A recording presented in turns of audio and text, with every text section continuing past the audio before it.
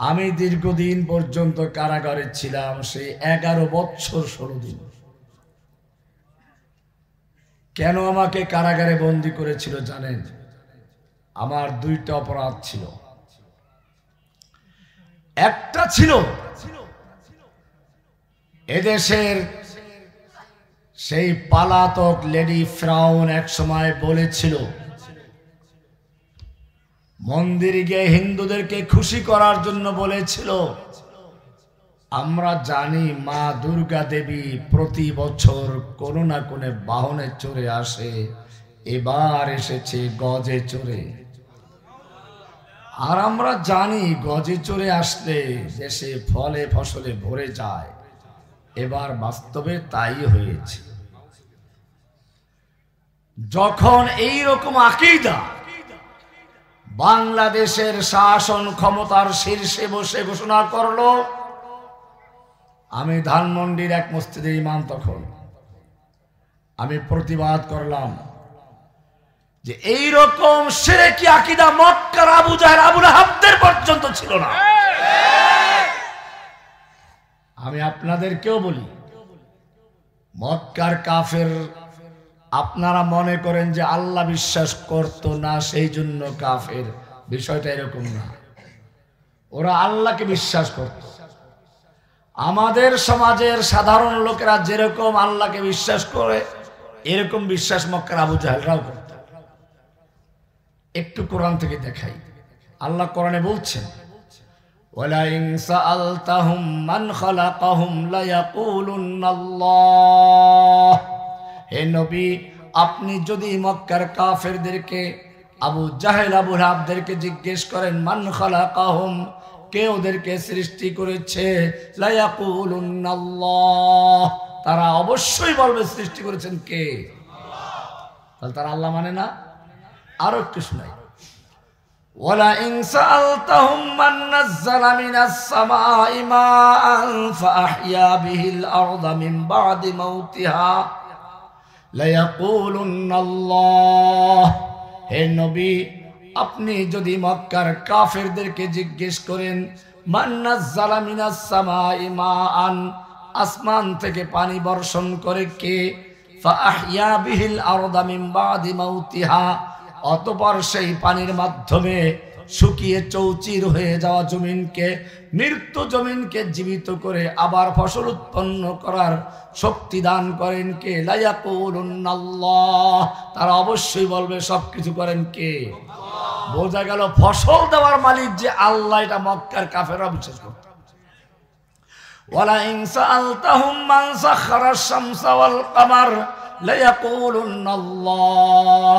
হে নবী, আপনি যদি ওদেরকে জিজ্ঞাসা করেন, কে চন্দ্র সূর্যকে তোমাদের অধীনস্থ করে দিয়েছে, নিয়ম মতো তোমাদেরকে আলো দিয়ে যাচ্ছে, কে তোমাদের খেদমতে লাগিয়ে দিয়েছেন, লা ইয়াকুলুনাল্লাহ, তারা অবশ্যই বলবে কে? তাহলে মক্কার কাফেররা আল্লাহকে মানে কিনা? ফসল দেওয়ার মালিক আল্লাহ, এটা মক্কার কাফেররা বিশ্বাস করে কিনা?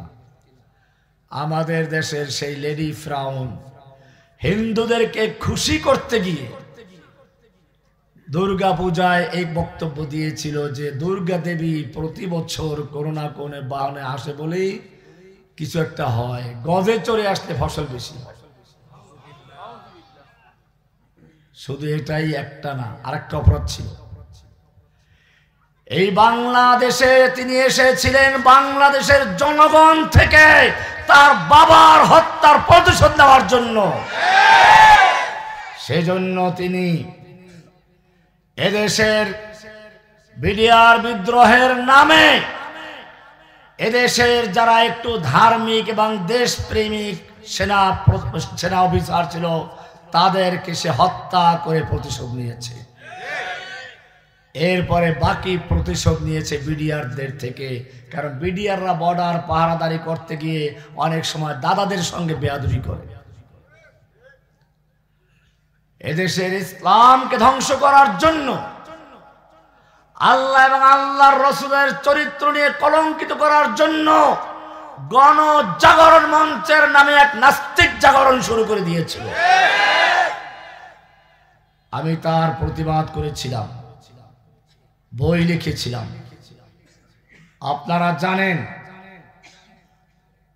সেই গণজাগরণ মঞ্চের শাহবাগীদের লিডার ছিল থাবা বাবা ওরফে রাজীব হায়দার। আল্লাহর নবীকে নিয়ে চরম ভাবে কটূক্তি করেছে, যা মুখের ভাষায় প্রকাশ করা যায় না।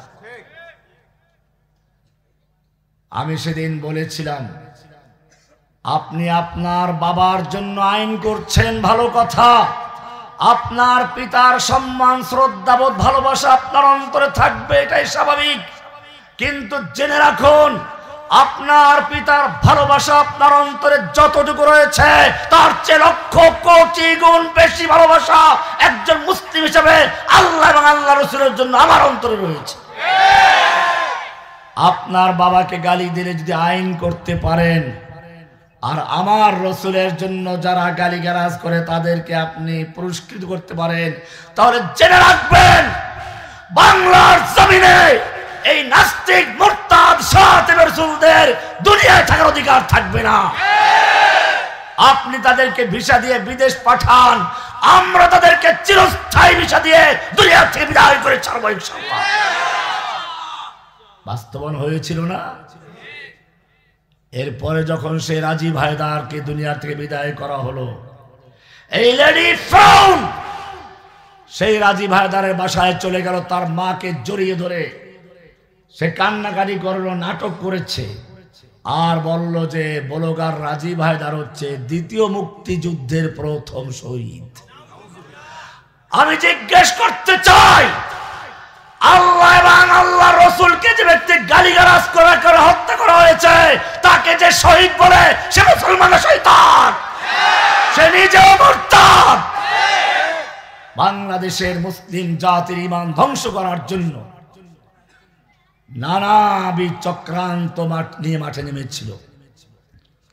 যারা কোরআনের কথা বলতো তাদেরকে তার সবচেয়ে বড় শত্রু মনে হতো। ফিরআউন এটাই করেছিল, ওয়াজআলা আহলাহা শিয়া। ফিরআউন তার দেশের জনগণকে বিভিন্ন দলে বিভক্ত করেছিল। এই লেডি ফিরআউন এসেও এদেশের মানুষের মধ্যে দলাদলি তৈরি করার জন্য, এক একজনকে এক একভাবে ধ্বংস করার জন্য পায়তারা করেছিল। কাউকে রাজাকার, কাউকে ধর্ষক, কাউকে জঙ্গিবাদ, কাউকে দুর্নীতিবাজের তকমা দিয়ে জনগণ থেকে বিচ্ছিন্ন করার চক্রান্ত করা হয়েছিল। সাইদ সাহেবকে রাজাকার বলে, মামুনুল হককে ধর্ষক বলে, জসিমউদ্দিন রহমানকে জঙ্গি বলে, এরপর অন্যদেরকে দুর্নীতির মামলা দিয়ে ফাঁসানোর চেষ্টা করা হয়েছিল। আমি ধন্যবাদ জানাই ছাত্র জনতাকে।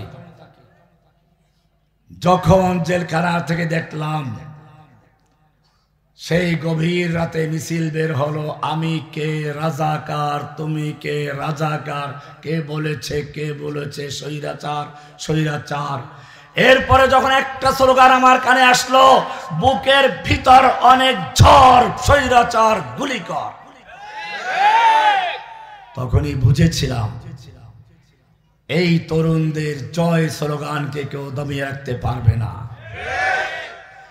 আল্লাহর তরফ থেকে যুগে যুগে যেরকম বড় বড় জালিমদেরকে, দুর্বল জিনিস দিয়ে ধ্বংস করা হয়েছে, নমরুদকে ল্যাংড়া মশা দিয়ে আর আব্রাহাকে আবাবিল পাখি দিয়ে, ঠিক তেমনি ভাবে এই যুগের লেডি ফিরআউন বাংলার জগদ্দল পাথর, নাস্তিক ও মুরতাদদের গডমাদার, একে ধ্বংস করার জন্য আল্লাহ বড় কোনো শক্তি পাঠান নাই। স্কুল কলেজ মাদ্রাসার ছোট ছোট বাচ্চাদেরকে আবাবিলের মতো ঝাঁকে পাঠিয়ে দিয়েছেন, যা ওর রান্না খাবার, ওদের খাবার খেতে দেওয়া যাবে না, ওর বক্তব্য রেকর্ড করতে দেওয়া যাবে না, ওকে যেখানে বা ওকে ছেড়ে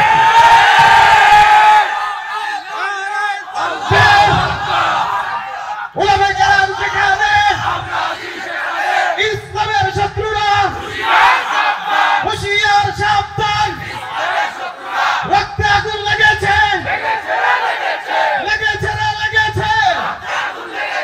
নারায়ে তাকবীর। প্রিয় ছাত্র ভাইয়েরা, আমি তোমাদেরকে বলবো, আব্রাহাকে যে ক্ষুদ্র ক্ষুদ্র সৈনিক আবাবিল পাখি ধ্বংস করেছিল, তারা এখনো কাবা ঘর পাহারা দিচ্ছে। কাবা ঘরের উপর দিয়ে অন্য কোন পাখি তো দূরের কথা কোনো কিচ্ছু উড়ার ক্ষমতা রাখে না। কিন্তু যারা মক্কা মদিনায় গিয়েছেন তারা দেখেছেন এক প্রকার ছোট ছোট পাখি কেবল খাবার উপর দিয়ে তাও বারে ঘুরতে থাকে, দেখেছেন না? কারা এরা? এরা জানান দিচ্ছে আবার যদি কোনো আব্রাহা কাবার দিকে হাত বাড়ায় সে হাত ভেঙে দেওয়ার জন্য, আবার যদি কাবার দিকে কোনো আব্রাহার শিষ্যরা পা বাড়ায় সে পা ভেঙে দেওয়ার জন্য আমরা আবাবিল পাখি এখনো সজাগ রয়েছি। বাংলার জমিনের আবাবিল পাখি স্কুল কলেজ মাদ্রাসার ছাত্র ভাইয়েরা, তোমরা আবাবিলের মতো মাঠে নেমেছিলে, জেনে রাখো তোমাদের কাজ শেষ হয়ে যায় নাই। ওই আবাবিল যেরকম ভাবে কাবাকে পাহারা দিচ্ছে, জেনে রাখো বাংলাদেশ একটা মসজিদ, এই মসজিদের পাহারাদার তোমরা। কিয়ামত পর্যন্ত তোমাদেরকে পাহারাদারি করতে হবে ইনশাআল্লাহ। বিভিন্ন চক্রান্ত চলছে, ষড়যন্ত্র হচ্ছে। আমি বলতে চাই বিভিন্ন দলের মধ্যে বিভিন্ন মতভেদ থাকবে, ওই মতভেদ রেখেই ঐক্যবদ্ধ হতে হবে। সাইদি সাহেবকে যখন গ্রেফতার করা হয়েছিল তখন যদি দেশের দল মত নির্বিশেষে সমস্ত তাওহীদি জনতা তার পক্ষে দাঁড়াতো তাহলে শেখ হাসিনার বাবার ক্ষমতা ওরা সাইদিকে গ্রেফতার করা। কিন্তু তাকে যখন রাজাকার বলে জেলে ঢুকালো, আমাদের সাধারণ মানুষ তো পরের কথা, অনেক আলেম সমাজে চুপচাপ বসেছিল। আমি আপনাদেরকে ইতিহাস থেকে একটা গল্প শোনাতে চাই। আল্লাহর নবী সাহাবী ওমর ইবনে খাত্তাবের খেলাফত কাল, ভুল বলছি, আলী রাদিয়াল্লাহু তাআলার খেলাফতের সময় আমিরে মুয়াবিয়ার সঙ্গে খেলাফতের বিষয় নিয়ে যুদ্ধ চলছিল। রোমের সম্রাট এই সুযোগ নিয়ে আমিরে মুয়াবিয়ার কাছে পত্র লিখল, আমরা জানতে পেরেছি তোমার খলিফা তোমার প্রতি অসন্তুষ্ট, তোমার সঙ্গে যুদ্ধে লিপ্ত। তুমি যদি আমাদের সহযোগিতা চাও তাহলে রোম সম্রাট তার পূর্ণ শক্তি দিয়ে তোমার সাহায্য করার জন্য প্রস্তুত। আমিরে মুয়াবিয়া আল্লাহর নবীর ইউনিভার্সিটির ছাত্র, তাকে বুঝতে আর বাকি রইল না। তিনি বুঝতে পারলেন আমাদের পারস্পরিক যুদ্ধের সুযোগ নিয়ে মুসলিম ভূখণ্ডকে ধ্বংস করার জন্য এই লোকগুলো চক্রান্তে লিপ্ত হয়েছে। তিনি উত্তর দিলেন, ইয়া কালবার রোম, ওহে রোমের কুকুর, আমার খলিফার সঙ্গে আমার যুদ্ধ হচ্ছে, এই সুযোগ নিয়ে যদি মুসলিম ভূখণ্ডের দিকে একটা কদম বাড়াও তাহলে জেনে রাখবি আলীর পক্ষে যুদ্ধ করতে গিয়ে প্রথম যেই লোকটা জীবন দেবে সে হচ্ছে আমিরে মুয়াবিয়া রাদিয়াল্লাহু তাআলা আনহু। এক হুঙ্কারে রোম সম্রাট তার দুর্বিসন্ধি চক্রান্ত শেষ করে আস্তে লেজ গুটিয়ে পালিয়ে গেল। আমাদের মনে রাখতে হবে এখনো আমাদের বিরুদ্ধে চক্রান্ত হচ্ছে, বিভিন্ন রকমের ফাটল ধরবার চেষ্টা করছে। অনেক নেতাদেরকে টাকা পয়সা দিয়ে ক্রয় করা হচ্ছে, ভয় দেখানো হচ্ছে। আবার যারা তাদের লোভের সামনে মাথা না নত না করে তাদেরকে গাড়ি চাপা দিয়ে হত্যা করার চক্রান্ত হচ্ছে। গোয়েন্দারা প্রায় খবর দেয় আপনারা চলতে সাবধানে চলবেন, গাড়ির পিছনে লোক রাখবেন, আপনাদের গাড়ি রাখবেন। কেন?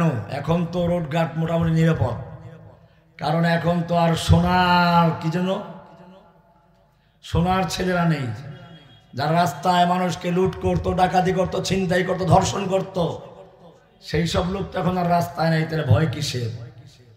বলে যে না, তারা এখনো আছে, ঘাপটি মেরে আছে। আপনাদের মতো যারা দেশের পক্ষে, ইসলামের পক্ষে কথা বলে তাদেরকে গাড়ি চাপা দিয়ে হত্যা করার চক্রান্তে নেমেছে ভারতের রয়ের দালালেরা। ভাইরা আমার, আজকে এই হিন্দুদের এত বড় সাহস হলো কোত্থেকে?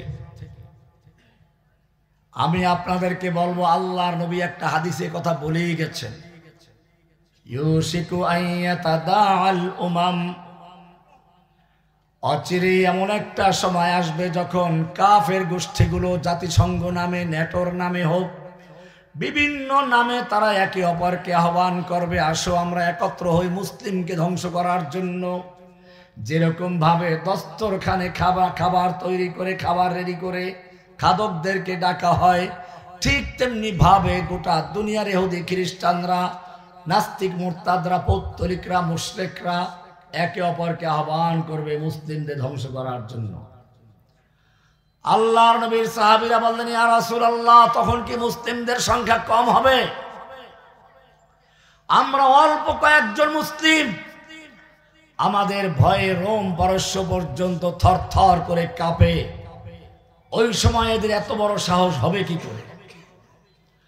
আল্লাহর নবী বললেন, না, তখন তোমাদের সংখ্যা অনেক বেশি হবে, কিন্তু জেনে রাখো তোমাদের মুসলিমদের অবস্থা হবে ওয়ালাকিন্নাকুম গুসাউন কাগুসাইস সাইল, ঝড় তুফানের সময়, প্লাবনের সময় পানির উপরে যেমন কচুরিপানা খড়কুটা ভাসে, মুসলিমদের ইমানের অবস্থা হবে সেই খড়কুটার মতো। তাদের অন্তরের ভিতরে অহান ঢুকিয়ে দেবে। অহান, অহান কি বললাম? সাহাবায়ে কেরাম প্রশ্ন করলেন, ওয়ামাল ওয়াহান ইয়া রাসূলুল্লাহ, হে আল্লাহর নবী, ওহান কি জিনিস? আল্লাহর নবী সাল্লাল্লাহু আলাইহি ওয়াসাল্লাম বলেন, হুব্বুদ দুনিয়া ওয়া কারাহিয়াতুল মাউত, ওহান হচ্ছে দুনিয়ার প্রতি ভালোবাসা, আল্লাহর পথে জীবন দিতে অপছন্দ করা। ওরাও জানে যখন মুসলিম উম্মাহ জীবন দেওয়ার জন্য প্রস্তুত হবে, তখন আর মুসলিমদের সঙ্গে যুদ্ধ করার মতো সাহস ওদের থাকবে না। আল্লাহর নবী হুদায়বিয়ায় উমরা করার জন্য হুদায়বিয়া পর্যন্ত পৌঁছে গেছেন। মক্কার লোকেরা বাধা দিল। আল্লাহর নবী ইহরামের কাপড় পরা, যুদ্ধ করতে আসেন নাই।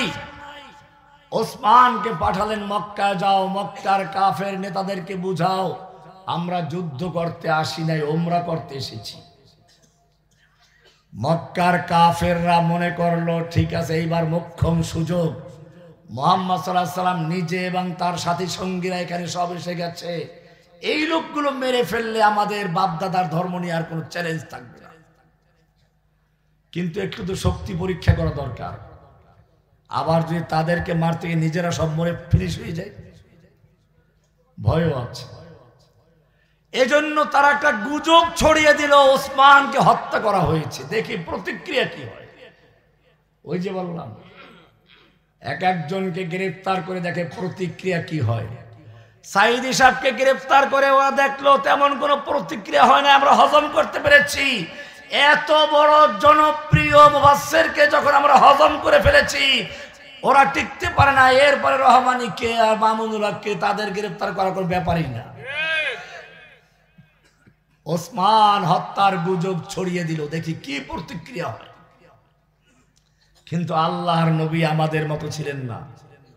ভালো করে মনে রাখতে হবে, লাকাদ কানা লাকুম ফি রাসূলিল্লাহি উসওয়াতুন হাসানাহ, তোমাদের জন্য রাসূলের জীবনের মধ্যে রয়েছে উত্তম আদর্শ, রাসূলের মধ্যে রয়েছে উত্তম আদর্শ। আল্লাহর নবী যখন শুনলেন উসমানকে হত্যা করা হয়েছে, তাবুর থেকে বের হয়ে গেলেন, জোরে ডাক দিলেন, ইয়া আসহাবাস শাজারা। একরাম সেখানে বিভিন্ন গাছের তলে গিয়ে বিশ্রাম নিচ্ছিলেন। ডাক দিলেন, ওহে গাছের নিচে অবস্থানকারী সাহাবীরা বেরিয়ে আসো। আল্লাহর নবীর ডাক শুনে 1400 সাহাবা একরাম সব বেরিয়ে আসলেন। আল্লাহর নবী হাত বিছিয়ে দিলেন আর বললেন, শোনো, আমার কাছে খবর এসেছে আমার ওসমানকে হত্যা করা হয়েছে। আমি হাত রেখে দিচ্ছি, আমার হাতের উপর হাত রেখে অঙ্গীকার করো, ওসমান হত্যার বদলা নিতে গিয়ে হয়তো মক্কা বিজয় করে ছাড়বো, নতুবা সকলেই শহীদ হয়ে যাব, একটা মানুষ মদিনায় জীবিত ফেরবো না। কে কে তৈরি আছো?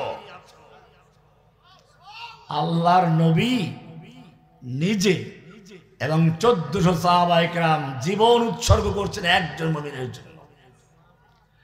1400 সাহাবায়ে কেরাম আল্লাহর নবীর হাতের হাত রেখে বায়াত করলেন। এবারে ওসমান রাদিয়াল্লাহু তাআলা আনহু এই বায়াত থেকে যাতে বঞ্চিত না হন, সেজন্য আল্লাহর নবী নিজের বাম হাতটাকে ডান হাতের উপরে রেখে বললেন, এটা ওসমানের হাত, এটা ওসমানের হাত। বায়াত হয়ে গেল। এই বায়াতের হুঙ্কার মক্কা পর্যন্ত পৌঁছে গেল।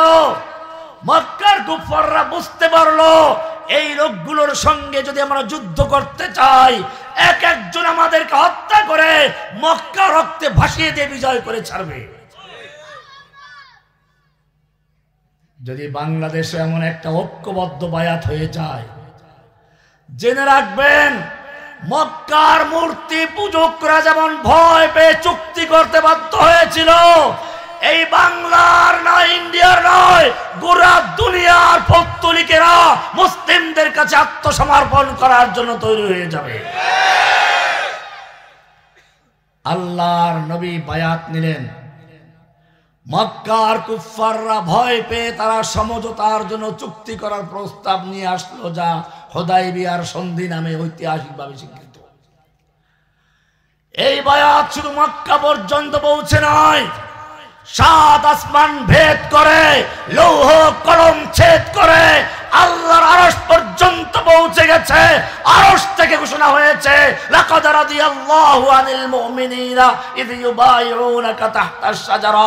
আল্লাহ তাআলা মুমিনদের প্রতি সন্তুষ্ট হয়ে গেছেন, মুমিনদের প্রতি রাজি খুশি হয়ে গেছেন যখন তারা আপনার হাতে হাত রেখে বায়াত করছিল গাছের নিচে বসে। শুধু এ পর্যন্তই নয়, এরপরে একটু আগে গিয়ে সূরা ফাতহ এর আয়াত এটা, আল্লাহ তাআলা সামনে গিয়ে বলছেন, ইন্নাল্লাযীনা ইউবাইউনাকা ইন্নামা ইউবাইউনাল্লাহ। হে নবী, আপনার হাতের উপরে হাত রেখে যারা বায়াত করছিল, ওরা আপনার হাতে হাত রেখে বায়াত করছে না, বরং স্বয়ং আল্লাহর হাতের উপরে হাত রেখে বায়াত করেছে। ইয়াদুল্লাহি ফাওকা আইদিহিম, তাদের হাতের উপরে স্বয়ং আল্লাহর হাত ছিল। জোরে বলেন সুবহানাল্লাহ। একজন মুমিনের জন্য স্বয়ং আল্লাহর নবী জীবন উৎসর্গ করছেন, আর এখন হাজার ওসমান পৃথিবীর বিভিন্ন কারাগারে বন্দী অবস্থায় রয়েছে। বাংলাদেশের কারাগারে এখনো হাজার হাজার আলেম ওলামা, মুসলিম তরুণেরা বন্দী হয়ে আছে, যারা কোরআনের ভাষায় ফরিয়াদ করছে, রব্বানা আখরিজনা মিন হাযিহিল ক্বরিয়াতিজ যালিমি আহলুহা। সূরা নিসার 75 নম্বর আয়াত আল্লাহ বলছেন, ওয়ামা লাকুম লা তুকাতিলুনা ফি সাবিলিল্লাহ। হে যুবকেরা, তোমাদের কি হলো? তোমরা আল্লাহর রাস্তায় যুদ্ধ করছো না। ওয়াল মুস্তাদআফিনা মিনার রিজালি ওয়ান নিসাই ওয়াল ফিলদান, অথচ অসহায় নারী পুরুষ শিশুরা ফরিয়াদ করে বলছে, রব্বানা আখরিজনা মিন হাযিহিল ক্বরিয়াতিজ যালিমি আহলুহা। হে আমাদের রব, তুমি আমাদেরকে জালিম অধ্যুষিত জনপদ থেকে, জালিমদের হাত থেকে রক্ষা করো, জালিমদের হাত থেকে বাঁচাও। ওয়াজআল লানা মিন লাদুনকা ওয়ালিয়্যা, আমাদের জন্য পাঠাও তুমি তোমার পক্ষ থেকে নেতা। ওয়াজআল লানা মিন লাদুনকা নাসীরা, তোমার পক্ষ থেকে আমাদের জন্য ত্রাণকর্তা পাঠাও, সাহায্যকারী পাঠাও। ও যুবকেরা, আমি জিজ্ঞেস করতে চাই, আল্লাহর পক্ষ থেকে যে আহ্বান এসেছে, এই আহ্বানে সাড়া দেওয়ার জন্য আসমান থেকে ফেরেশতা নয়, তোমাদেরকে তৈরি হতে হবে। কে কে তৈরি আছো? লিল্লাহি তাকবীর।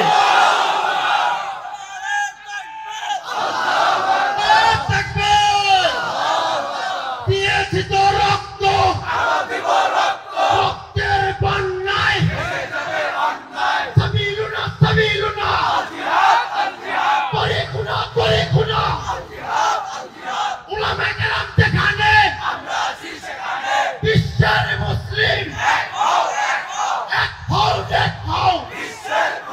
নারে তাকবীর। তোমার রক্তের চেয়ে আল্লাহর নবীর রক্ত অনেক মূল্যবান ছিল। তোমার চেহারার চেয়ে নবীর চেহারা অনেক মূল্যবান ছিল। তোমার তাহাজ্জুদের চেয়ে নবীর তাহাজ্জুদ অনেক মূল্যবান ছিল। আল্লাহর ভালোবাসা তোমার চেয়ে তোমার নবীর প্রতি অনেক বেশি ছিল। আজকে তুমি বলছো তুমি ফু দিয়ে সব ঠিক করে ফেলবে, তুমি বসে বসে দোয়া করে সব ঠিক করে ফেলবে। জেনে রাখো তোমার নবী নিজে ময়দানে অবতীর্ণ হয়েছেন, রক্তাক্ত হয়েছেন। নবীর জন্য কি মায়া, কোরআন একটু পড়বেন দেখবেন। আল্লাহর নবী যখন রাস্তা দিয়ে চলতেন মেঘমালা এসে ছায়া দিত। পেশাব করতে গেছেন, আড়াল করার কিছু নেই। হাদিস শরীফ খুলে দেখুন, দুটো খেজুর গাছ একত্র সামনে চলে এসেছে, আড়াল হয়ে গেছে। নবী যখন কোরআন মুখস্থ করার জন্য ঠোঁট নাড়াচাড়া করে পড়ছেন, কষ্ট করছেন, আল্লাহ রাব্বুল আলামিন কি মায়াবী ডাক দিয়ে বলছেন, লা তুহাররিক বিহি লিসানাকা লিতাজালা বিহি। ও নবী, কোরআনকে দ্রুত মুখস্থ করার জন্য আপনি ঠোঁট নাড়াচাড়া করবেন না। ইন্না আলাইনা জামাহু ওয়া কুরআনা, গোটা কোরআনকে নূর বানিয়ে আপনার সিনার ভিতরে জমা করে দেওয়ার দায়িত্ব আমি আল্লাহ নিজে গ্রহণ করেছি। বলে সুবহানাল্লাহ, কি মায়া! নবী একটু কষ্ট করে কোরআন মুখস্থ করবেন, ঠোঁট নাড়াচাড়া করছেন। আল্লাহ এতটুকু কষ্ট নবীকে দিতে চান না। খেয়াল করেন। আরো বলবো, আল্লাহর নবী মজলিসে বসে আছেন, সাহাবায়ে কেরামদের সঙ্গে পরামর্শ করছেন। ওমরের আওয়াজ একটু বড় ছিল, এমনি কথা বলতে বলতে গিয়ে ওমরের আওয়াজ বা অন্য কোন একজন সাহাবীর আওয়াজটা নবীর আওয়াজের চেয়ে বড় হয়ে গেছে। আল্লাহর নবীর আওয়াজের চেয়ে জোরে আওয়াজ করে কথা বলেছো, আল্লাহ বরদাস্ত করেন নাই। সূরা হুজুরাতের আয়াত নাযিল হয়ে গেল, ইয়া আইয়ুহাল্লাযীনা আমানু লা তারফাউ আসওয়াতাকুম ফাওকা সাওতিন নাবিয়্যি ওয়া লা তাজহারু লাহ। হে মুমিনরা, খবরদার খবরদার, নবীর আওয়াজের চেয়ে জোরে আওয়াজ করে কথা বলবি না। ওয়ালা তাজহারু লাহু বিল কওলি কাজহারি বাযিকুম লিবাযিন, তোমরা নিজেদের মধ্যে যেরকম চিল্লাচিল্লি করো, ডাকাডাকি করো, নবীকে এরকম ডাকাডাকি করবে না। এমনটা যদি করো, আন তাহবাতা আমালুকুম ওয়া আনতুম লা তাশউরুন, জেনে রেখো তোমাদের জীবনের সমস্ত নামাজ, রোজা, হজ, যাকাত, জিহাদ, কিতাল, যত সওয়াব আছে, তাসবিহ, তাহলিল সব বরবাদ হয়ে যাবে, টেরও পাবি না। নবীর আওয়াজের চেয়ে জোরে কথা বলো। কি মায়া! নবীর আওয়াজের চেয়ে জোরে আওয়াজে কথা বলছে, এতটুকু আল্লাহ সহ্য করেন নাই, ওহী নাযিল করলেন। খেয়াল রাখবেন। শুধু এ পর্যন্তই না, আরো একটু আল্লাহর নবী রাতে চাদর গায়ে দিয়ে শুয়ে আছেন। কি আদর মাখা ডাক দিলেন, ইয়া আইয়ুহাল মুজাম্মিল, ও কামলিওয়ালা, ও চাদর গায়ে দিয়ে শুয়ে থাকা ব্যক্তি, ওঠো। বন্ধুকে ডাকছেন, কুমিল লাইলা ইল্লা কালিলা, ওঠো, রাত জাগরণ করো, কিন্তু কিছুক্ষণ ঘুমাও। তুমি সারা রাত্র জেগে থেকে পা ফুলে যায়, এমনটা করার কোনো প্রয়োজন নাই। নিসফাহু আবিল কুসমিনহু কালিলা, অর্ধরাত্র বা তার চেয়ে একটু কম বা তার চেয়ে একটু বেশি তুমি ঘুমাও। তুমি সারা রাত্র ইবাদত করলে খুশি হও, আমি আল্লাহ তোমাকে কিছুক্ষণ ঘুমন্ত দেখলেও খুশি হয়ে যাই। কি মায়া নবীর সঙ্গে! আমি জিজ্ঞেস করতে চাই, এই নবীকে যখন তায়েফের ময়দানে পাথর মারা হচ্ছিল, এক একবার পাথর মেরে ফেলে দিচ্ছে, লুটিয়ে পড়ছে জমিনে, আবার দাঁড় করিয়ে পাথর মারছে, আবার লুটিয়ে পড়ছেন, তিনবার এরকম হলো। তৃতীয়বার লোকেরা মনে করলো লোকটা মরে গেছে। আমি জিজ্ঞেস করতে চাই, তখন আল্লাহ দেখতে পাচ্ছিলেন কিনা? ভালো করে বুঝুন, আল্লাহ তারা দেখতে পাচ্ছিলেন কিনা? ফিরাবার ক্ষমতা ছিল কিনা? ফিরাইছিলেন নাকি? ফিরান নাই। উহুদের ময়দানে আল্লাহর নবী লোহার পোশাক পরে মাঠে নেমেছেন, যুদ্ধের ময়দানে। শরীরে ডবল লৌহ বর্ম। এক কাফের এসে আল্লাহর নবীর মাথার সেই লোহার হেলমেটের উপর আঘাত করেছে। লোহা ভেঙ্গে নবীর গালের ভিতর আঘাত করলো, দুটো দাঁত পড়ে গেছে। একটু দাঁতে ব্যথা হলে তুমি পাগল হয়ে যাও। তোমার নবীর গালের ভিতর দিয়ে দাঁত পড়ে গেছে, লোহা ঢুকে পড়েছে। সেই লোহা বের করতে গিয়ে দুজন সাহাবী দাঁত দিয়ে টান দিয়ে তাদেরও দাঁত পড়ে গেছে। কি কষ্ট নবীর। এতক্ষণ যে বললাম তার সাথে কি এটা মানায়? আল্লাহর নবীকে উদ্দেশ্য করে যখন ওই কাফের তলোয়ার দিয়ে আঘাত করছিল, আল্লাহ তাআলা দেখতে পাচ্ছিলেন কিনা? আল্লাহর ফিরাবার ক্ষমতা ছিল কিনা? ফিরাইছিল। কেন ফিরান নাই? নবীর সঙ্গে কি মায়া একটু কমে গেছিল নাকি? তার উত্তর করা আছে, মা ওয়াদ্দাআকা রাব্বুকা ওয়া মা ক্বালা। হে নবী, আপনার রব আপনাকে ছেড়েও দেন নাই, আপনার প্রতি অসন্তুষ্ট হয় নাই।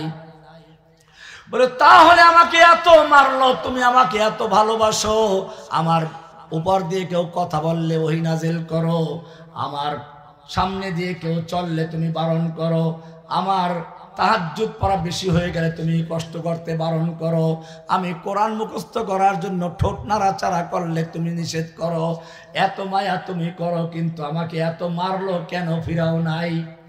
আল্লাহ রাব্বুল আলামিন বলেন আমি ফিরাই নাই কেন? শুনে রেখো, আম হাসিবতুম আন তাদখুলুল জান্নাহ। ও যুবকেরা ভালো করে শুনে রেখো, এটা তোমাদের জন্য অত্যন্ত বড় একটা গুরুত্বপূর্ণ সবক। তোমাদেরকে বুঝতে হবে আল্লাহর নবীকে আল্লাহ কেন এত কষ্ট দিলেন, যাতে করে কিয়ামত পর্যন্ত কোন ওলি বুজুর্গ এই কথা বলতে না পারে যে আমাদের হুজুরের এই যুদ্ধের ময়দানে যাওয়ার কোনো প্রয়োজন নেই, আমাদের হুজুর বসে বসে ফু দিলে সব উড়ে চলে যায়। আল্লাহ তাআলা পরিষ্কার করে দিয়েছেন কোরআনে, আম হাসিবতুম আন তাদখুলুল জান্নাতা ওয়ালাম্মা ইয়াতিকুম মাসালুল লাযীনা খালাউ মিন ক্বাবলিকুম মাসসাতহুমুল বাসাউ ওয়াদ-দাররাউ ওয়া যুলজিলু হাত্তা ইয়াকুলার রাসূল ওয়াল লাযীনা আমানু মাআহু মাতা নাসরুল্লাহ। তোমরা কি মনে করেছো এমনি জান্নাতে ঢুকে পড়বে? চট করে ঢুকে পড়ে না। তোমরাও কি জান্নাতে চট করে ঢুকে পড়বা? চট করে ঢুকে পড়বা? পড়ো পড়ো। আমরা বসে আছি এদেশের বিডিআর বিদ্রোহের নামে। তুমি যতগুলো সেনা অফিসারকে হত্যা করেছ তার বিচার করে তোমাকে ফাঁসির মঞ্চে ঝুলাবার জন্য আমরা অপেক্ষায় আছি। তুমি চট করে তাড়াতাড়ি চলে আসো। তুমি শাপলা চত্বরে তাওহীদি জনতার রক্তে রঞ্জিত করেছ, আমরা অপেক্ষায় জেগে আছি। তুমি চট করে কবে ঢুকবে? তোমাকে গ্রেফতার করে শাপলা চত্বরের প্রত্যেকটা হত্যার বিনিময়ে তোমাকে ফাঁসির মঞ্চে ঝুলাবার জন্য আমরা প্রস্তুত আছি। তুমি চট করে ঢুকে পড়বে। নরেন্দ্র মোদীর মতো একটা কসাইকে বাংলাদেশে আনার জন্য চট্টগ্রামের হাটহাজারীতে, ব্রাহ্মণবাড়িয়াতে যতগুলো মাদ্রাসার ছাত্র, স্কুলের ছাত্রদেরকে শহীদ করেছ, প্রত্যেকটা হত্যার বিচার করতে গিয়ে তোমাকে ফাঁসির মঞ্চে ঝুলানোর জন্য এদেশের তাওহীদি জনতা অপেক্ষায় রয়েছে। আসো, চট করে আসো, চট করে আসবে। আল্লাহ বলছেন, আম হাসিবতুম আন তাদখুলুল জান্নাহ। তোমরা কি মনে করেছো জান্নাতে এমনি ঢুকে পড়বে? ওয়ালাম্মা ইয়াতিকুম মাসালুল লাযীনা খালাউ মিন ক্বাবলিকুম। অথচ তোমাদের কাছে এখন পর্যন্ত আসে নাই ওই সকল বিপদ আপদ মুসিবত যা এসেছিল তোমাদের আগের লোকদের প্রতি। মাসসাতহুমুল বাসাউ ওয়াদ-দাররাউ ওয়া যুলজিলু। কঠিন দুর্ভিক্ষ, চরম মহামারী, দুশমনদের প্রচন্ড হামলা, যার ফলে স্বয়ং রাসূল এবং তার সঙ্গীরা বলতে বাধ্য হলেন, মাতা নাসরুল্লাহ, আল্লাহর সাহায্য আর কবে আসবে? ও মুমিন, ভালো করে জেনে রাখো, তোমার নবীকে যখন রক্ত দিতে হয়েছে, যুদ্ধের পোশাক পরতে হয়েছে। একটা দুটো নয়, 27টা যুদ্ধের কমান্ডার ইন চিফের দায়িত্ব পালন করেছেন। সেই নবীর উম্মত হয়ে তুমি যদি বলো ইসলামে কোনো জিহাদ নেই, যেই ছেলেরা তাদের বুকের তাজা রক্ত ঢেলে দিয়ে নাস্তিক মুরতাদদেরকে দুনিয়ার থেকে বিদায় করেছে, তোমার রাসূলের পক্ষে কলম উঠল না। রাসূলের দুশমনদেরকে যখন বিচার করা হলো তখন তুমি 1 লাখ ভুয়া মুফতির ফতোয়া লিখে তাদের বিরুদ্ধে, জিহাদের বিরুদ্ধে কলম ধরেছ। দালাল যুগে যুগে ইসলামকে ধ্বংস করেছে 2 শ্রেণীর লোকেরা। কয়টি লোকেরা? ভালো করে জেনে রাখো, কথাটা আমার নয়। মাদ্রাসার হেদায়েতুন নূহ জামাতে কিতাব পড়ায় ফয়জুল কালাম, ওইখানে পাবা কবিতাটা। আলী রাদিয়াল্লাহু তাআলা বলেছেন, ওয়াহাল আফসাদাদ দীন ইল্লাল মুলুকু ওয়া আহবারু সুইন ওয়া রুহবানুহা। যুগে যুগে আল্লাহর দ্বীনকে ধ্বংস করেছে 2 শ্রেণীর লোকেরা। এক শ্রেণীর লোক হচ্ছে হাসিনার মতো শাসকেরা, আর এক শ্রেণীর লোক হচ্ছে ওই শাসকদের পা চাটা গোলাম কফিলউদ্দিন সরকার, ফরিদউদ্দিন মাসউদের মতো দালালেরা। শাসক আর যাজক, শাসক আর এই দালালদের দৌরত্ব এখনো শেষ হয় নাই। এখনো মুসলিম তরুণদের ভিতরে বিভেদ সৃষ্টি করার জন্য, দলাদলি তৈরি করার জন্য নানান চক্রান্ত করে যাচ্ছে। আমার তাওহীদি জনতা তোমাদেরকে বলবো, তোমাদেরকে ঐক্যবদ্ধ হয়ে মাঠে থাকতে হবে ইনশাআল্লাহ। মনে রাখতে হবে, মনে রাখতে হবে, মুসলিমদের শক্তি অস্ত্র বলে নয়, জনবলে নয়। তুমি কি তোমার নবীর ইতিহাস পড়ো নাই? প্রত্যেকটা যুদ্ধে মুসলিমদের সংখ্যা কাফেরদের চেয়ে বেশি ছিল না কম ছিল? একটা যুদ্ধে বেশি ছিল, হুনাইনের যুদ্ধে। সেই যুদ্ধে সাহাবীদের একটা আত্মগর্ব চলে আসলো, আজকে আমরা সংখ্যা লঘু হওয়ার কারণে পরাজিত হব না। যেই না ময়দানে নামলো, আল্লাহ তাআলা দেখিয়ে দিলেন, মুসলিম তোমরা এতদিন পর্যন্ত বিজয় লাভ করেছো আমার সাহায্যে, আর আজকে সংখ্যাগরিষ্ঠতার গর্ব করছো। হাওয়াযিন নামক এক গোত্র এমন প্রচন্ড আক্রমণ করলো, আক্রমণে সব এলোমেলো হয়ে গেল। আল্লাহর নবী শুধু একা যুদ্ধের ময়দানে দাঁড়িয়ে আছে, একা দাঁড়িয়ে আছে। এই সময় শয়তান খবর ছড়িয়ে দিল, মুহাম্মদ কুতিলা, মুহাম্মদ হত্যা করা হয়েছে। কি মারাত্মক অবস্থা! যার ফলে একদিকে যারা আল্লাহর নবী জীবিত আছেন দেখলো, তারা মরণপণ যুদ্ধ করতে লাগলো। একদল যারা মনে করলো মরে গেছেন, তারা বললো তাহলে আর যুদ্ধ করে লাভ কি, ময়দান ছেড়ে চলে গেল।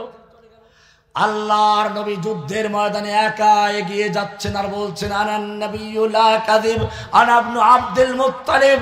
ওহে, আমি সত্য নবী, মিথ্যা নবী নই, আমি আল্লাহর নবী, আমি মুহাম্মদুর রাসূলুল্লাহ, আমি আব্দুল মুত্তালিবের সন্তান, আমি পালাবার নবী নই। অবশ্যই কথাটা আরো একজনে বলেছিল, পালায় না, সে পালিয়ে গেছে। আমি আওয়ামী লীগ, যুবলীগ, ছাত্রলীগ, পুলিশ লীগ, শ্রমিক লীগ, যত লীগ আছে সকলকে বলি, আসুন তওবা করুন। যেই নেত্রী তোমাদেরকে একটা মুরগিও তার বাচ্চাকে রেখে পালিয়ে যায় না, যত বড় শক্তিশালী চিল আর বাজ পাখি আক্রমণ করুক, মুরগি তার বাচ্চাকে রক্ষার জন্য লড়াই করে। একটা ইতর প্রাণী কুকুর তার বাচ্চার গায়ে কেউ হাত দিলে তাকে কামড়ে ছিঁড়ে ফিরে সর্বনাশ করে দেয়। কিন্তু তোমাদের নেত্রী, যার জন্য তোমরা এত কিছু করলে, সে তোমাদেরকে না বলে নিজের আপন বোনকে শুধু সঙ্গে নিয়ে পালিয়ে গেছে। বুঝে গেল সে যতই বলেছে তোমাদেরকে ভাই আর সন্তান, তোমরা তার কেউ নও, তার আপন যারা তাদেরকে নিয়ে সে ঠিকই পালিয়ে গেছে। তওবা করো, আল্লাহর নবীর আদর্শে চলে আসো। আল্লাহর নবী যুদ্ধের ময়দানে একা সামনে বাড়ছেন আর বলছেন, তাআলা ইবাদাল্লাহ, হে আল্লাহর বান্দারা, আমাকে কেন্দ্র করে যুদ্ধের ময়দানে ফিরে আসো। এবারে সবাই আবার ঐক্যবদ্ধ হলেন। এরপরে মুসলিম সৈন্যরা এমন প্রচন্ড যুদ্ধ করলেন, সেই যুদ্ধ শেষ পর্যন্ত মুসলিমদেরকে আল্লাহ বিজয় দান করেছেন। বোঝা গেল মুসলিমরা যুদ্ধ করে কি অস্ত্র বলে, জনবলে, নাকি আল্লাহর তাওহীদের শক্তি বলে? মনে রাখতে হবে,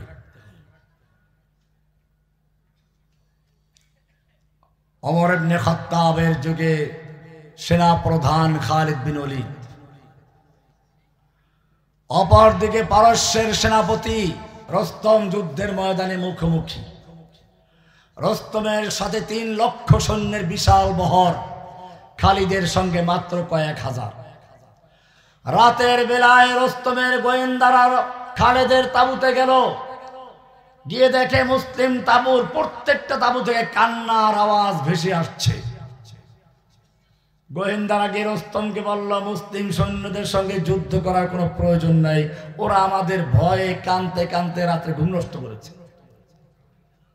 রস্তম চিন্তা করলো, আচ্ছা ঠিক আছে, তাহলে 3 লাখ সৈন্য নামাই লাভ নাই, 1 লাখ নিয়ে নামাই। 1 লক্ষ সৈন্য নিয়ে মাঠে নেমেছে। যুদ্ধ যখন শুরু হয়ে গেল, যেই মুসলিম সেনাদের সম্পর্কে গোয়েন্দা রিপোর্ট ছিল তারা ভয়ে কান্দে, এক একজন সৈন্য ওদের হাজার হাজার সৈন্যকে কতল করে, হত্যা করে, খুন করে জাহান্নামে পাঠাচ্ছে। যেদিকে যাচ্ছে লাশের স্তূপ করে দিচ্ছে। রস্তম বলল, যুদ্ধ থামাও। এবারে আবার গভীর রাতে বহুদর্শী, বহু বিচক্ষণ, বহু অভিজ্ঞতা সম্পন্ন গোয়েন্দা পাঠালো। মুসলিম তাঁবুতে গিয়ে দেখো আসল বিষয়টা কি। আজকেও গোয়েন্দারা গিয়ে দেখলো ঠিকই কান্নাকাটি করছে। মুসলিমরা কান্দে কার কাছে? আল্লাযীনা ইয়াযকুরুনাল্লাহা কিয়ামান ওয়া কুউদান ওয়া আলা জুনুবিহিম, যারা আল্লাহর পথে, আল্লাহর রাস্তায় কান্নাকাটি করে, আল্লাহর কাছে প্রার্থনা করে, শুয়ে শুয়ে, বসে বসে, দাঁড়িয়ে দাঁড়িয়ে। কার কাছে? গোয়েন্দার আজকে রাতেও গিয়ে দেখলো ঠিকই তো কান্নাকাটি করে। তাহলে ব্যাপারটা কি? কেন কান্দে? আমাদের ভয়তে না অন্য কোনো কারণে? এইবারে কান্নার ভাষা বোঝাতে চেষ্টা করলো।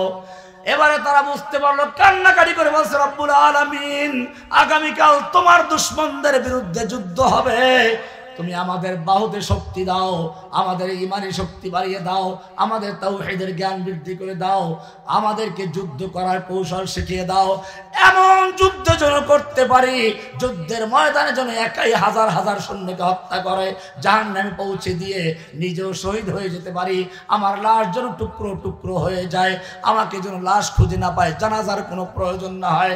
আল্লাহ তুমি আমাকে মেহেরবানি করে কবুল করো। এইবারে গোয়েন্দারা বুঝলো এরা কান্নাকাটি করে ঠিকই আমাদের ভয়তে নয়, আমাদের মারার জন্য।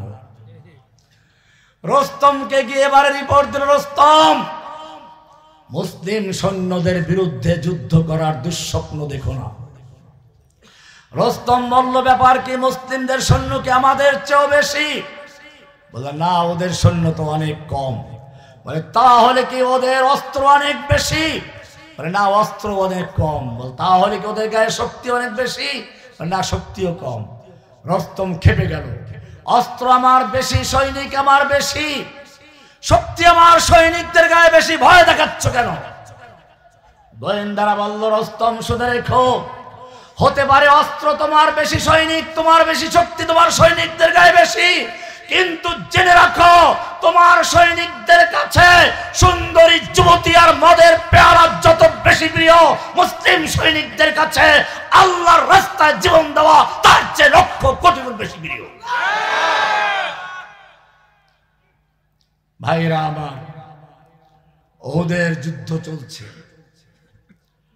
এক যুবক এসে আল্লাহর নবীর কাছে প্রশ্ন করছে, ইয়া রাসূলুল্লাহ, এই আমার সুন্দর যৌবন, এ আমার তারুণ্য, এ আমার বাহু, এ আমার সুন্দর চেহারা, আমি যদি আল্লাহর রাস্তায় জীবন দিয়ে দেই, যুদ্ধ করতে করতে শহীদ হয়ে যাই, আমার জন্য কি পুরস্কার রয়েছে?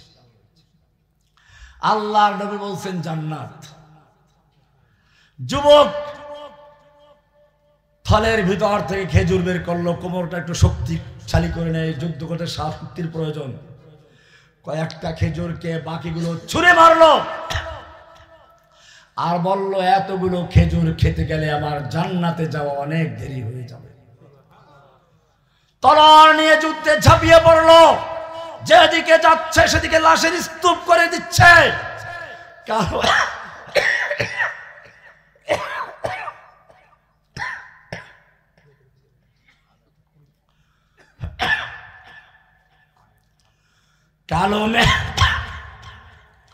কালো মেঘের ভিতরে যেরকম চাঁদ ঢুকে যায়, ঠিক সেরকম ভাবে দুশমনদের কাতারের ভিতরে যুবক ঢুকে পড়েছে। সাহাবায়ে কেরাম ডাক দিলেন, ও যুবক ফিরে আসো, তুমি তো কুফফারদের কাতারে ঢুকে পড়েছো। যুবক ফিরে তাকালো, ঠোঁটে মুচকি হাসি, চেহারায় রক্ত, আর বলছে, ভাইয়েরা আমি তোমাদের বিদায় জানাচ্ছি, আমাকে যেতে দাও। আমি উহুদ পাহাড়ের দিক থেকে আমার নাকের ভিতরে জান্নাতের সুগন্ধি পাচ্ছি। डरते नहीं दुनिया में मुसलमानों किसी से, जब दौलत ईमान मिली उनको नबी से। অমুসলিম যুবকেরা ভালো করে শুনে রেখো, তোমার নবী যদি যুদ্ধ করতে পারেন তাকে যুদ্ধ করতে হয়। তোমার নবী সাহাবীরা যদি যুদ্ধ করতে পারে যুদ্ধ করতে হয়। তাহলে তুমি কোন বুজুর্গ যে তোমাকে যুদ্ধ করতে হবে না, তুমি এমনিতেই জান্নাত লাভ করে বসবে? আসল বিষয় হচ্ছে বিষয়টা অনেক কঠিন। এখন তোমাদের মনে রাখতে হবে, ইসকনের এই প্রশিক্ষণ আজকে নয়। আমরা বহুদিন আগের থেকে বলেছি, ইসকন একটি সন্ত্রাসী সংগঠন। মুসলিমদের হত্যা করার জন্য তারা প্রশিক্ষণ নিচ্ছে। বাংলাদেশের যে সকল উলামায়ে কেরামদের মুখে জোর আছে, তাদেরকে জঙ্গি বানিয়ে বিভিন্ন দল তৈরি করে নিষিদ্ধ করা হয়েছিল। অথচ একটা জঙ্গি সন্ত্রাসী সংগঠন নানানভাবে সন্ত্রাসী কর্মকাণ্ড চালিয়েছে। এরপরে এখনো পর্যন্ত তাদেরকে সন্ত্রাসী সংগঠন আখ্যায়িত করে প্রজ্ঞাপন জারি করে হয় নাই। আমি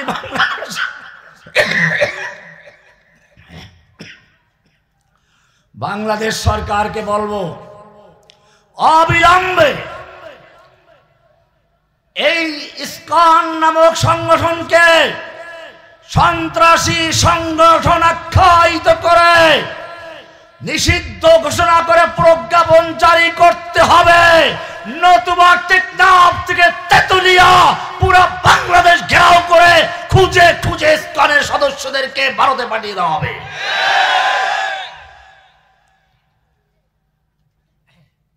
মনে রাখতে হবে, আল্লাহ তাআলা সাহায্য করার একটা নিয়ম আছে। বান্দার ক্ষমতা যেইখানে শেষ হয় ওখান থেকে আল্লাহ সাহায্য শুরু হয়। ইউসুফ আলাইহিস সালামের কিসসা আপনারা সকলেই জানেন। সাতটা তলার উপরে নিয়ে একটা কুঠুরিতে বন্দী করে দেওয়া হলো। তিনি কি ওখানে বসে তাসবিহ তাহলিল আর দোয়া পড়েছিলেন না দৌড় দিয়েছিলেন? কোরআনে পরিষ্কার আছে দৌড় দিয়েছেন। কেন দৌড় দিলেন? সামনে দরজা। উনি কি বোকা? না, উনি বোকা নন। উনি বুঝতে পেরেছেন আল্লাহর সাহায্য পেতে হলে আমার ক্ষমতা যেই পর্যন্ত আছে সেই পর্যন্ত চেষ্টা করতে হবে। আমার ক্ষমতা আছে দরজা পর্যন্ত যাওয়ার, আমি সেটা করি, তারপরে আল্লাহর কাজ। এই বলে যখন দরজা পর্যন্ত গেলেন, আল্লাহ তাআলা জানিয়ে দিলেন, ইউসুফ তোমার ক্ষমতা ছিল দরজা পর্যন্ত আসার, তা করেছ, এবারে আমার ক্ষমতা শুরু হচ্ছে। সঙ্গে সঙ্গে একটা না দুটো নয়, পর্যায়ক্রমে 7টা দরজা সব খুলে দিয়েছে। ইব্রাহিম আলাইহিস সালাতু ওয়াস সালামের ব্যাপারে আপনি জানেন, একদিকে নমরুদের গোষ্ঠী মূর্তি পূজকরা। অপরাধ কি? অপরাধ হচ্ছে মূর্তির বিরুদ্ধে কথা বলতেন। রাজকীয় মূর্তিখানায় গিয়ে দেখলেন কারো 10 হাত, কারো হাতির মাথা, দামি দামি খাবার সামনে। খাবার কি মূর্তি খায়? মানুষকে ধোকা দেয়। মূর্তির নামে খাবারগুলো আনে, পরে পুরোহিত খাইয়ে খেয়ে মোটা হয়, ঠিক কিনা? ইব্রাহিম আলাইহিস সালাম মূর্তিখানায় ঢুকলেন, দেখলেন যে দামি দামি খাবার। মূর্তিকে বলেন, এই খা, খাবি না? খা। আলা তাকুলুন, খা খা। খাবি না? মারছে থাপ্পড়।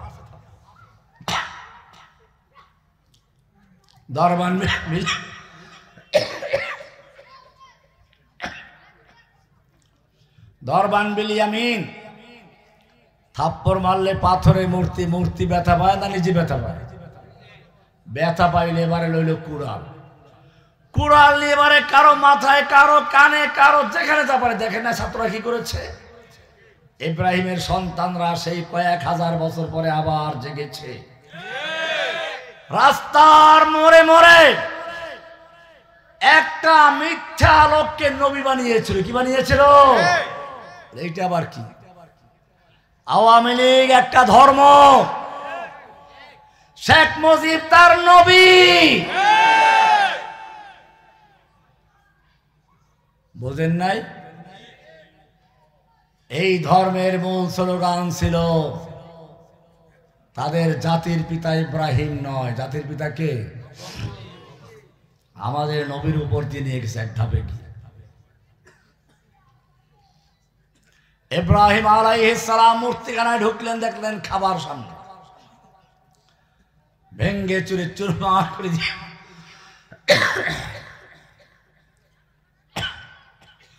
বড়টার মাথায় কুড়াল লটকে সটকে পড়লেন। লোকেরা মেলার থেকে এসে দেখলো কোন ঝড় তুফান হলো না, ভূমিকম্প হলো না, মারামারি যুদ্ধ হলো না। কে ভাঙলো মূর্তি? নমরুদের কাছে চলে গেছে। যুবকদের বলছি ভালো করে শোনো, নমরুদ এসে দেখলো মূর্তিগুলো ভেঙে গেছে, দীর্ঘক্ষণ চিন্তা করলো। চিন্তা করে সর্বপ্রথম যে বাক্যটা সে মুখে বের করলো তা তোমাদের জন্য শিক্ষণীয়। নমরুদ বলেছিল, এখানে এমন কোন যুবক আছে কি যেই যুবক এই মূর্তিগুলোর সুনজরে দেখে না, সমালোচনা করে? কেন যুবকের প্রশ্ন? নমরুদ বুঝতে পেরেছিল কোন ঝড় তুফান হলো না, ভূমিকম্প হলো না, যুদ্ধ বিগ্রহ হলো না, এই মূর্তিগুলো ভাঙলো। নিশ্চয়ই এটা মূর্তি ভাঙ্গা পর্যন্ত শেষ নয়, এটা হচ্ছে মূর্তির সমাজকে ভেঙে দিয়ে তাওহীদের সমাজ গড়ার জন্য এক মহা পরিকল্পনার শুভ সূচনা। আর এই রকম পরিকল্পনা কোন বুড়া মানুষের মাথায় ঢুকে না, ঢুকে তো যুবকের মাথায় ঢুকে। আমি ধন্যবাদ জানাই ইব্রাহিমের সেই সন্তানদেরকে যারা হাজার হাজার বছর পরে যুবকরা জেগেছে, স্কুল কলেজের ছাত্ররা। একটু আগে আমার সঙ্গে সমন্বয়ক এই এলাকার ছেলেরা দেখা করেছে, কলেজের ছাত্ররা। তোমরা আছো এখানে? ছাত্ররা কোথায়? হ্যাঁ, এখানে যারা সমন্বয়ক আছেন আমি সারা বাংলাদেশেই বলি,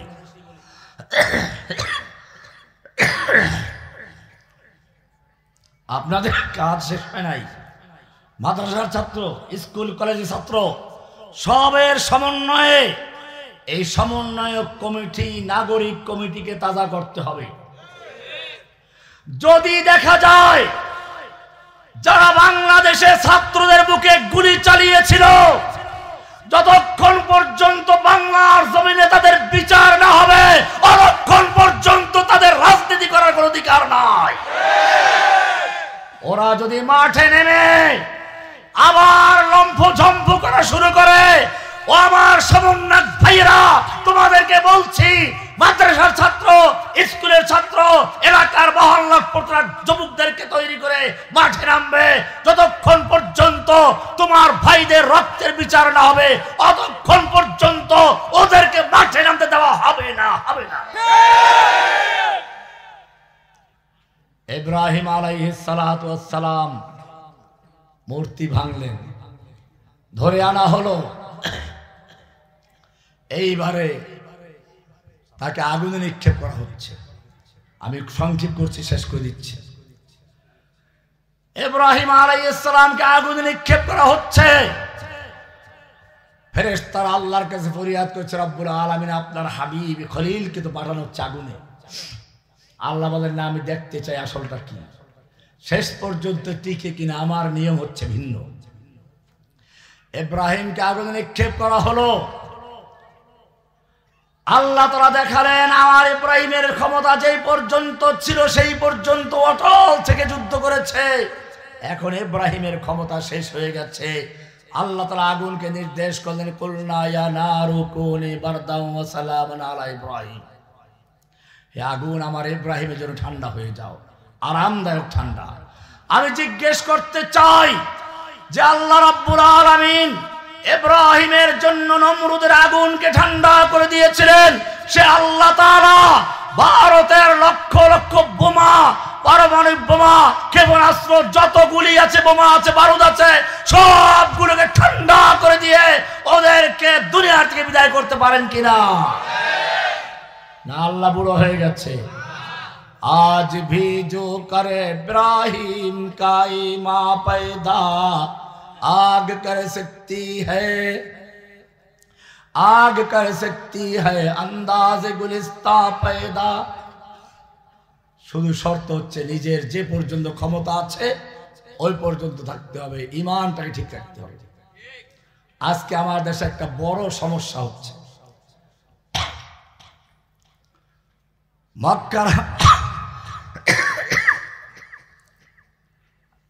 মক্কার আবু জাহেলরা প্রস্তাব করেছিল, মোহাম্মদ তুমি তো আমাদেরই বংশের লোক, এত ঝগড়াঝাটি করে লাভ কি?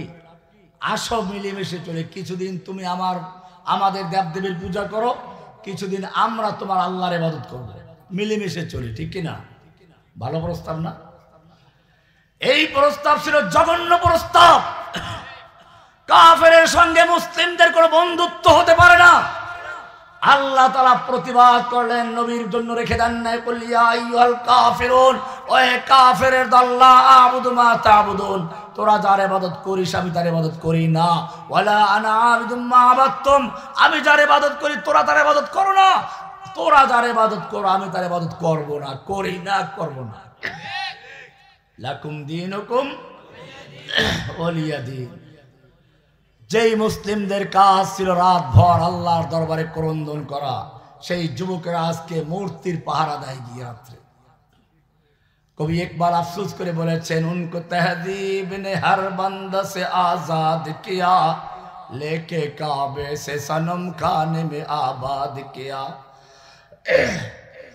যেই মুসলিম যুবকেরা সারা রাত্র আল্লাহর দরবারে তাহাজ্জুদে দাঁড়িয়ে আল্লাহর থেকে শক্তি সঞ্চয় করত, আজকে সেই যুবকেরা আল্লাহর ভয় বাদ দিয়ে নরেন্দ্র মোদীকে খুশি করতে গিয়ে, ইসকনকে খুশি করতে গিয়ে রাতভর মূর্তি পাহারা দেয়।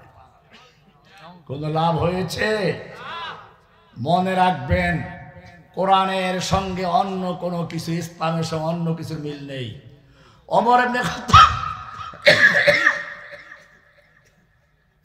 ওমর বিন খাত্তাব রাদিয়াল্লাহু তাআলা আনহু আল্লাহ নবীর দরবারে আসলেন। আবু বকর সহ অন্য সাহাবীরা বসে আছেন। একটা তাওরাতের খণ্ড এনে পড়া শুরু করলেন। বলেন, ইয়া রাসূলুল্লাহ, আমরা তাওরাতের মধ্যে অনেক ভালো কিছু পাই, কিছু লিখে রাখবো। আফানাকতুবু বা'দাহা, এই বলে তিনি তাওরাত পড়তে শুরু করলেন। আল্লাহর নবীর চেহারা রাগে ক্ষোভে লাল হয়ে গেল। আবু বকর সিদ্দিক রাদিয়াল্লাহু তাআলা আনহু বিষয়টি উপলব্ধি করলেন। তিনি বললেন, সাকিলাতকা সাওয়াকিল ইয়া ওমর, ওমর তুই যদি মরে যেতিস, ওমর তুই যদি মরে যেতিস, ওমর তুই যদি মরে যেতিস, তিনবার বললেন। ওমর তাকালেন, আল্লাহর নবীর চেহারা দেখে বুঝতে পারলেন আল্লাহ নবী রাগ করেছেন।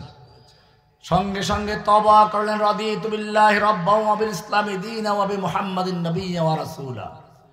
এবারে আল্লাহর নবী বললেন, ওমর তুমি আমার কাছে তাওরাত নিয়ে এসেছো, জেনে রাখো এই তাওরাত যার উপরে নাজিল হয়েছিল সেই মূসা নবী যদি আজকে জীবিত থাকতো, লাউ কানা মূসা হাইয়ান, আজকে মূসা নবী যদি জীবিত থাকতো, ওয়া আদরাকা নবুওয়াতি, আর আমার নবুয়ত কাল পেত, মা ওয়াসিআহু ইল্লা ইত্তিবাই, তাহলে মূসা নবী পর্যন্ত পরকালে মুক্তি পেত না আমার অনুসরণ করা ছাড়া, আমার কোরআনকে মেনে নেওয়া, আমার দ্বীনকে মেনে নেওয়া ছাড়া।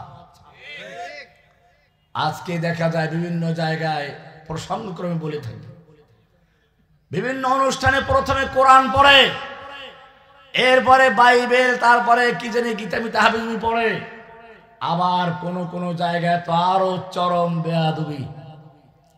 আমি এই স্কুল কলেজের ছাত্র ভাইদেরকে বলবো, তোমরা বিভিন্ন সময় অনুষ্ঠান করো, ঠিক আছে করো, কোরআন এত অসহায় নয়। কোরআন দিয়ে অনুষ্ঠান শুরু করে তারপরে গান বাজনা করে, কোরআন দিয়ে অনুষ্ঠান শুরু করে তারপরে গীতা পড়ে। তুমি যদি হিন্দু হও গীতা পড়ো, আপত্তি নাই। তুমি যদি খ্রিস্টান হও তাহলে বাইবেল পড়ো, সমস্যা নেই। কোরআন তোমার কাছে এত ঠেকা নয়, যদি কোরআন পড়ো শুধু কোরআনই পড়বে। কোরআনের সঙ্গে বেয়াদবি করো না। কোরআন নিয়ে ময়দানে থাকো, দেখবে আল্লাহ সাহায্য করবে। আমি প্রায় বলে থাকি মুসলিমদের কালেমা লা ইলাহা ইল্লাল্লাহ, এই লা ইলাহা ইল্লাল্লাহর সাক্ষ্য দিতে হবে জেনে বুঝে। তুমি যদি আদালতে যাও আর সাক্ষ্য দাও, জজ জিজ্ঞেস তুমি কে, আমি সাক্ষী। কিসের সাক্ষী? মারালের সাক্ষী। কে মারলো জানি না, কাকে মারলো জানি না, সাক্ষী হবে। লা ইলাহার সাক্ষী বুঝে দিতে হবে। লা ইলাহা ইল্লাল্লাহ, লা মানে নেই, ইলা মানে কোনো মাবুদ, কোনো মাবুদ নেই, কোনো ক্ষমতা নেই। সব ক্ষমতার মালিক কে? আল্লাহ। আইন দেওয়ার মালিক কে? আল্লাহ। দুনিয়ার কোনো শক্তি মুসলিমদের সাথে মোকাবেলা করতে পারে না। মুসলিমরা শক্তি পায় কোত্থেকে? আল্লাহ তাআলা আমাদের সকলকে বিষয়গুলোকে বুঝার এবং আমল করার তৌফিক দান করুন, আমিন।